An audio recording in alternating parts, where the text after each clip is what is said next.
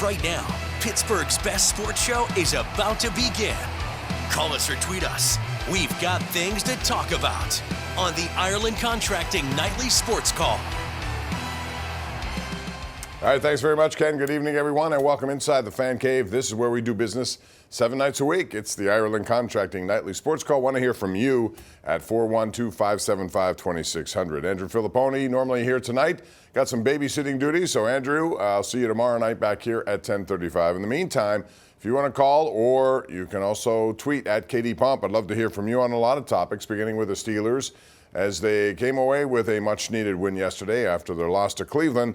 They beat a bad team. There's no question about that. The defense is real bad. The offense is really good, but every single game, it seems, Joe Burrow's putting up 35 to 40 points or 30 to 35 points, and their team loses, giving up more total yards, points, you name it, they're doing it. I knew they were bad, but I didn't think they were quite that bad.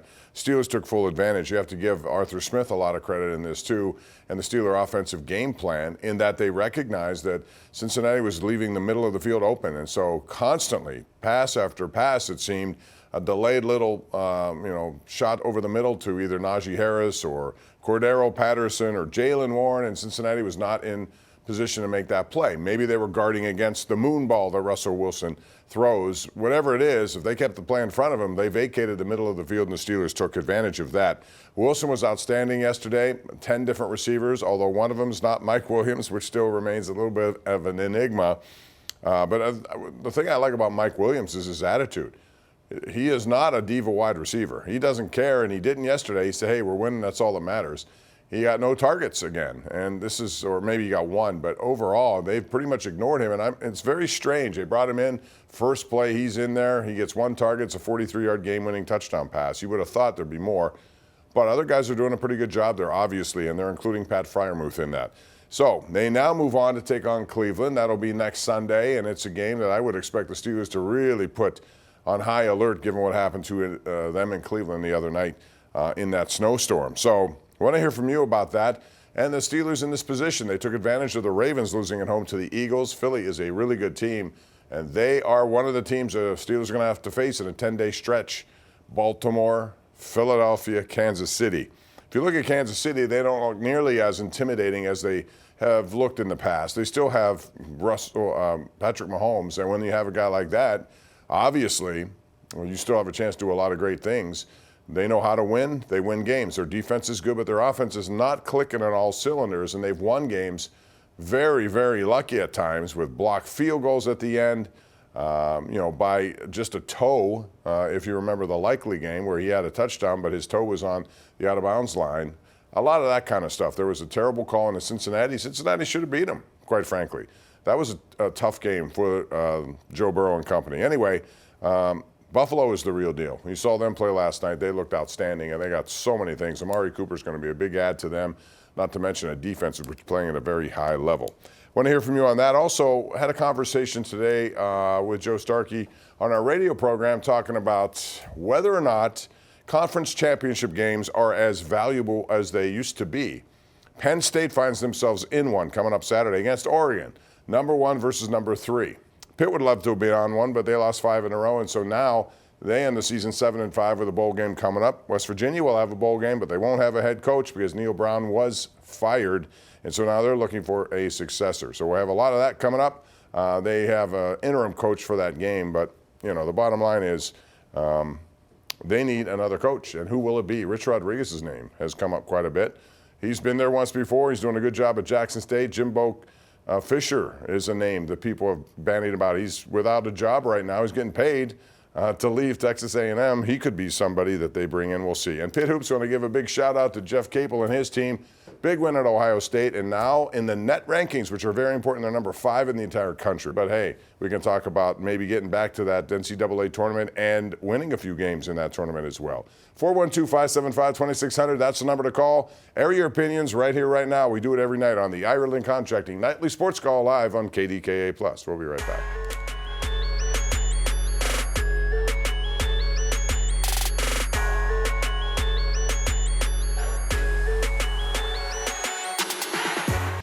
All right, welcome back. This is our GMC Sierra tweet of the night. It comes from Pitt Volleyball, and they should be very happy with another outstanding season. And Dan Fisher is the ACC Coach of the Year. Who else would you certainly have picked?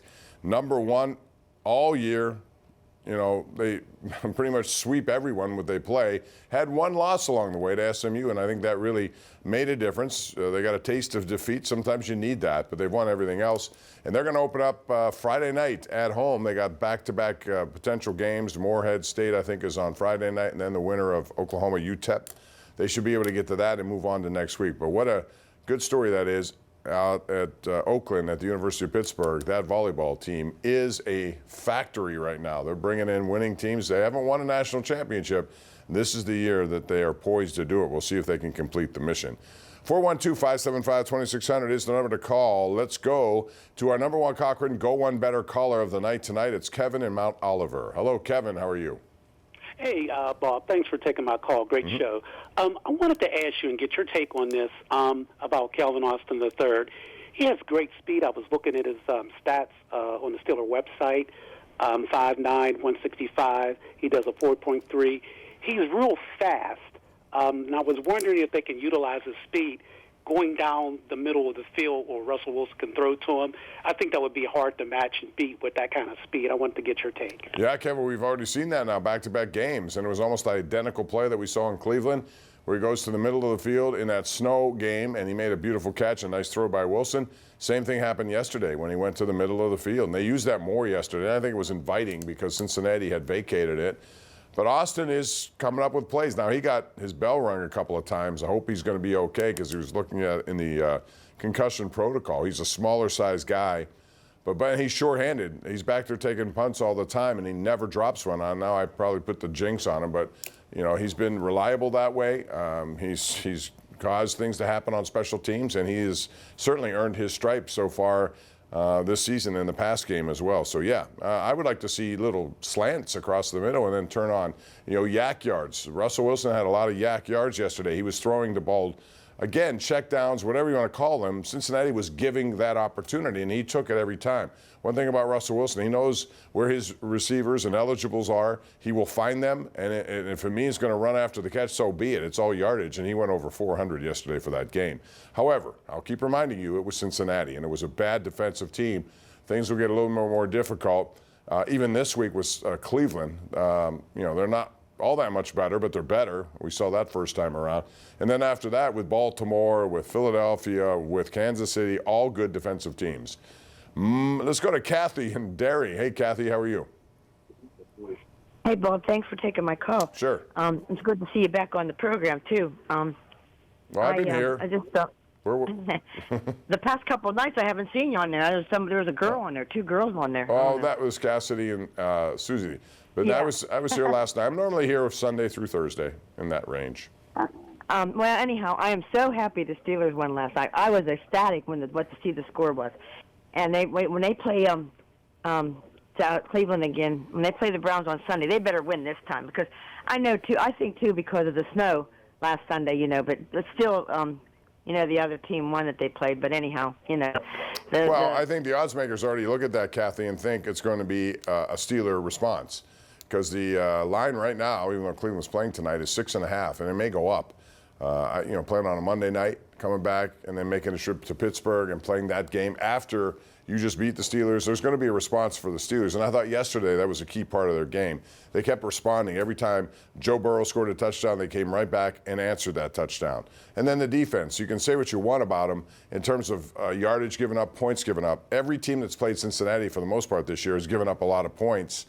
That's just the way they play. It's back and forth. And so the Steelers recognize they were going to get and need the offense to step up. But the defense, when called upon, made 3 game-changing plays. As long as you take the ball away in critical situations, you can win games like that. And they've done it very well, better than most so far this season. All right, let's go out to Michael in Patterson Township. Hello, Michael. Well, good evening, Bob. Hey, how are you? I'm doing pretty good, sir. How do you do it? I must commend you. Every time I turn on the TV, there you are on different channels. You really, really have good work ethics. Oh, I appreciate that. I've kind of prided myself on that. You know, that's one thing you can control is how you work. but thank you. You are awesome. And Cassidy and Susie and Richie and everyone else on the show, they do a great job. I'll you pass guys it really along know to a them. lot about Thanks. sports. And anyway, Cleveland looks like they have a pretty good team tonight on the Monday Night Football. So Steelers will still crush them, but they're going to give us a game. Well, I mean, they have nothing to play for, really. I mean, their season's over. They're trying to figure out what guys are going to be available next year to them and who, will make a statement about their future employment in the next several weeks. So sometimes it's a dangerous team. Like, for example, at the end of the year, they play Cincinnati again. And Cincinnati is going to be eliminated if they haven't been already, not totally officially, but you know what I mean. They're not going to overcome this deficit. So who shows up that day? A team that wants to spoil the Steelers' plans, or somebody who just wants to look forward to their vacation in Aruba or wherever they want to go? So I think that's important as well. The Steelers took them out of their misery a little bit, should help them moving forward. The other thing I want to talk about is the Penguins, who have a big game coming up tomorrow night. That'll be the Florida Panthers. They're in town. They are the Stanley Cup champs. The Penguins have won 3 in a row, increasing the likelihood, at least, that they're going to be in this playoff race. They're just 3 points out of the last wild card. Still, you got to do a lot of work after their start. But they won't see Sergei Bobrovsky because his wife is expecting, and apparently he's not on this trip. So they'll get a little break that way, and we'll see what they can do. But Florida is a matchup that's given the Penguins some problems over the years. They have a lot of talent on that team, some natural goal scorers, and some guys who know how to get in your face. So we'll see how the Penguins respond to that. I do think they picked up a pretty good kid here in this Philip Tomasino from Nashville. He's only 23 years old, a former #1 pick. I think he came up in the same draft as Sam Poulin, who has not taken the step that I think the Steelers wanted to see. But Tomasino's had 2 goals in 3 games and 2 game-winning goals. That's a pretty good way to make your introduction into the Pittsburgh hockey fan. The thing that was encouraging, Calgary, like them, played on Friday night, but Saturday, the Penguins were the better team, and they were outskating them, winning that game fairly easily. 412-575-2600, that's the number to call. Want to hear from you? We'll take a break, come back with more. This is the Ireland Contracting Nightly Sports Call. We're live right here on KDKA+.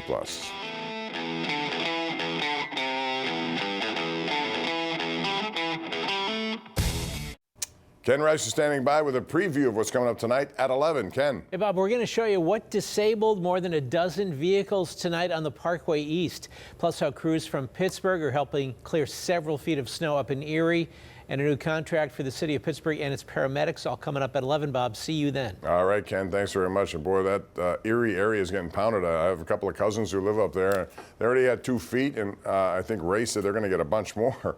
It's hard to dig out from that. They're used to it, of course, just like the people of Buffalo are used to it. Orchard Park, it was a scene last night, but man, that's got to get tough sometimes to deal with those kind of situations. It's not so much, a couple inches of snow here and there, but when you talk about 3 and 4 feet, now it's a whole different ball game. All right, before I go, I want to just get maybe your opinion. You have time to call at 412-575-2600. I know that Travis Hunter is probably going to win the Heisman Trophy. He's had an unbelievable season for Colorado, goes both ways, does great things on the field for how many snaps a game. But man, Boise State, Ashton Jeanty is a running back who's put up incredible numbers. And because he plays at Boise State, he doesn't get the attention, especially with Deion Sanders at Colorado. He's gotten a whole bunch of attention, as has his team. And again, there's nothing wrong with Travis Hunter. He's an outstanding player. But man, you got a guy like Jeanty who has almost 2,300 yards rushing, 29 touchdowns for a team that's going to be in the college football playoff. I don't know how you could ignore that. But he looks like he's going to be a distant second in the voting. Cam Ward's still in there, but he's fallen off, especially since Miami got upset by Syracuse the other day.